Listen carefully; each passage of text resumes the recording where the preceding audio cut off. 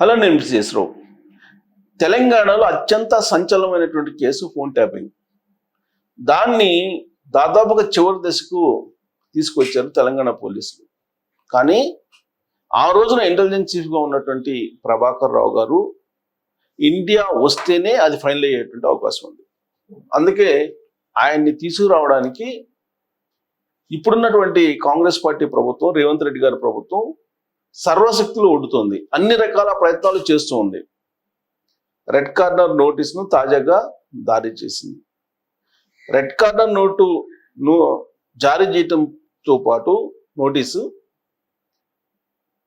ఆ నోటీసు జారీ చేసిన తర్వాత ఎలా తీసుకురావాలి ప్రభాకర్ రావు గారిని అనే దాని మీద కూడా రేవంత్ రెడ్డి గారు ముఖ్యమంత్రి హోదాలో ఢిల్లీ స్థాయిలో ప్రయత్నాలు చేస్తూ ఉన్నారు. బహుశా ఈ మధ్యకాలంలో ఢిల్లీలో నరేంద్ర మోడీ గారిని ఏకాంతంగా కలిసినప్పుడు ఈ ఫోన్ ట్యాపింగ్ కేసు గురించి కూడా రేవంత్ రెడ్డి గారు ప్రస్తావించి ఉంటారు అనేది కాంగ్రెస్ పార్టీలో జరుగుతున్నటువంటి చర్చ.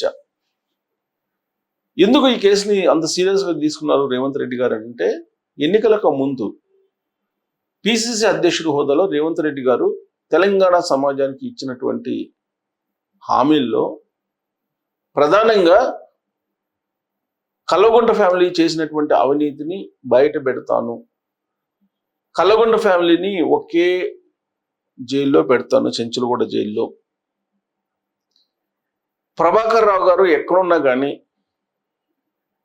పట్టి తీసుకొస్తాను, కలుగులో దాక్కున్నా పట్టి తీసుకొస్తాను, ఇలాంటివన్నీ కూడా చెప్పారు అనేక వేదికల మీద. అందుకే ఆయన్ని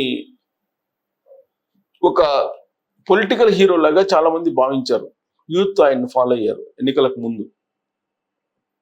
అది వర్కౌట్ అయింది కూడా, ముఖ్యమంత్రి అయ్యారు. మరి ముఖ్యమంత్రి అయిన తర్వాత ఆయన ఏవైతే ఆరోపణలు చేశారో వాటన్నిటి మీద ఎంక్వైరీకి ఆదేశించారు. అన్ని ఎంక్వైరీ నడుస్తున్నాయి. కాళేశ్వరం ఎంక్వైరీ నడుస్తుంది, యాదాద్రి భద్రాద్రికి సంబంధించినటువంటి థర్మల్ పవర్ ప్రాజెక్ట్స్కి సంబంధించినటువంటి ఎంక్వైరీ నడుస్తుంది, ఫోన్ ట్యాపింగ్ ఎంక్వైరీ నడుస్తుంది, కార్ రేస్కి సంబంధించినటువంటి ఎంక్వైరీ నడుస్తుంది.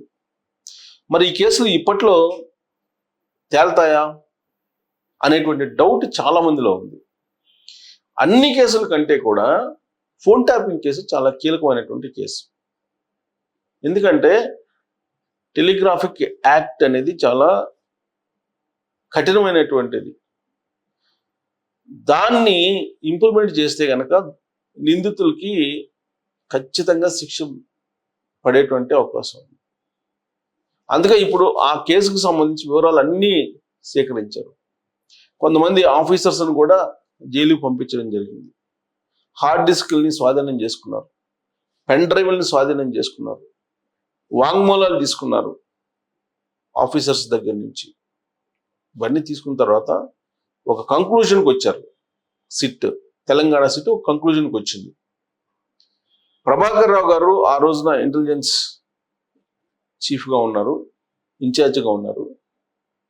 ఆయన ఏది చెప్తే అది చేశాము అనేటువంటి వాంగ్మూలాలు ఇవ్వడం జరిగింది అధికారులు.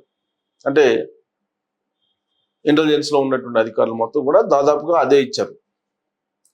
మరి నెక్స్ట్ ఫర్దర్ ఇన్వెస్టిగేషన్ ఎక్కడికి వెళ్ళాలి? ప్రభాకర్ రావు గారి దగ్గరికి వెళ్ళాలి.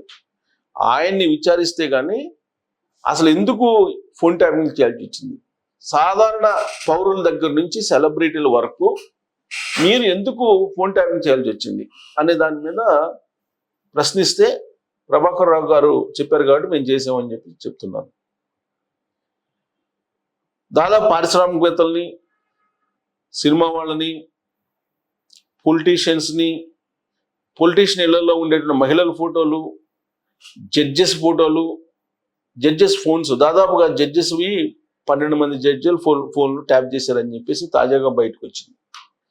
మరి ఇంత సీరియస్ కేసుని తెలంగాణ ప్రభుత్వం వదులుతుందా? ప్లస్ జడ్జెస్ ఫోన్స్ని ట్యాప్ చేశారని అంటే చిన్న కేసు అయితే కాదు కదా. అందుకే ఇప్పుడు ప్రభాకర్ రావు గారిని పట్టుకు రావాలి. ప్రభాకర్ రావు గారిని పట్టుకు రావాలంటే విదేశాంగ శాఖ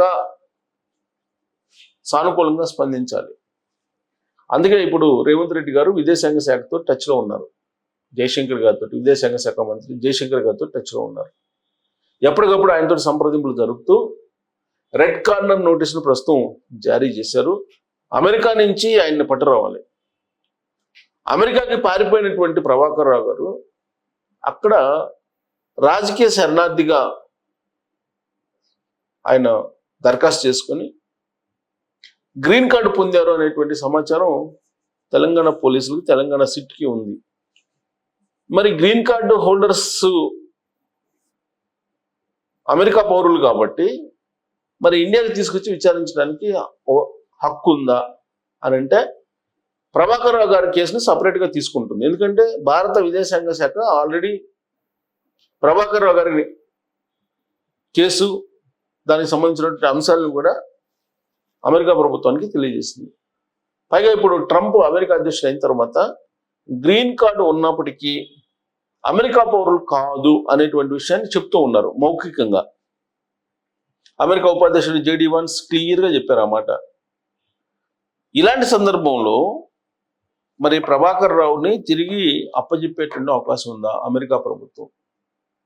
ఇండియాకి వచ్చేటువంటి ఛాన్స్ ఉందా అంటే కేంద్ర ప్రభుత్వంలో ఉండేటువంటి పెద్దలు, బీజేపీ పెద్దలు కనుక సహకరిస్తే ఖచ్చితంగా ప్రభాకర్ రావుని ఇండియాకి తీసుకొచ్చేయడానికి అవకాశం ఉంది తెలంగాణ సిట్. అందుకే రేవంత్ రెడ్డి గారు రకరకాల ప్రయత్నాలు చేస్తున్నారు. ఢిల్లీ పెద్దలతోటి కూడా మాట్లాడుతూ ఉన్నారు. ఒక ముఖ్యమంత్రి హోదాలో రేవంత్ రెడ్డి గారు న్యాయాన్ని కాపాడాలి, ధర్మాన్ని కాపాడాలి. అందుకే అక్కడ బీజేపీ పెద్దలు ఉన్నప్పటికీ కూడా, ఇక్కడ కాంగ్రెస్ పార్టీ సీఎం అయినప్పటికీ కూడా ఆయన ప్రభాకర్ రావుని తీసుకొస్తే ఈ ఫోన్ ట్యాపింగ్కి సంబంధించినటువంటి కేసు ఏదైతే ఉందో అది ఫైనల్ అవుతుంది కాబట్టి ఆయన తీసుకురావడానికి ప్రయత్నం చేస్తున్నారు.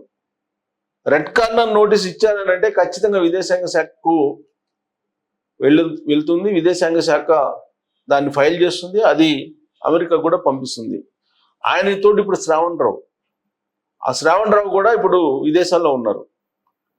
శ్రావణ్ రావు ఇల్లు ఇప్పుడు ఆయన ఛానల్ ఐ న్యూస్, దానికి పక్కనే రేవంత్ రెడ్డి గారి హౌస్.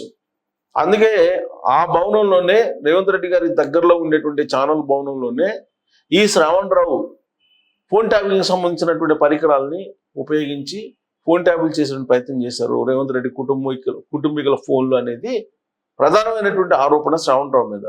అందుకే శ్రావణ్ రావును కూడా పట్టుకొచ్చేటువంటి ప్రయత్నం చేస్తూ ఉన్నారు. ఎంతమంది వచ్చినప్పటికి కూడా ప్రభాకర్ రావు అనే అతను కీలక సూత్రధారి, పాత్రధారి. ఆయనకి ఆదేశాలు ఇచ్చింది ఎవరు అని అంటే ఫామ్ హౌస్లో ఉండేటువంటి బిగ్ బాస్. ఆ విషయాన్ని ప్రభాకర్ రావు గారు చెప్తే వెంటనే కేసీఆర్ గారిని అరెస్ట్ చేయడానికి అవకాశం ఉంది. ఆ దిశగా విచారణ వేగవంతం అవుతుంది. దాంట్లో భాగంగానే ఇప్పుడు తాజాగా రెడ్ కార్నర్ నోటీసు ఇవ్వడం జరిగింది. ఈ రెడ్ కార్నర్ నోటీస్ తర్వాత జరిగేటువంటి పరిణామాలు ఖచ్చితంగా తీవ్రంగా ఉంటాయి అనేది పోలీసు వర్గాల్లో చర్చ జరుగుతుంది. కాబట్టి ప్రభాకర్ రావుని అమెరికా నుంచి ఇండియాకి తీసుకొచ్చి ఆయన చేత వాంగ్మూలం చెప్పించి కేసీఆర్ గారిని ఫామ్ హౌస్లో నుంచి సెంచరీ కూడా జైలుకి పంపిస్తానని చెప్పి రేవంత్ రెడ్డి గారు చెప్తున్న దాని ప్రకారం జరుగుతుందా, జరిగే అవకాశం ఉందా అనే దాని మీద మీరు కామెంట్ చేయొచ్చు. Thank you.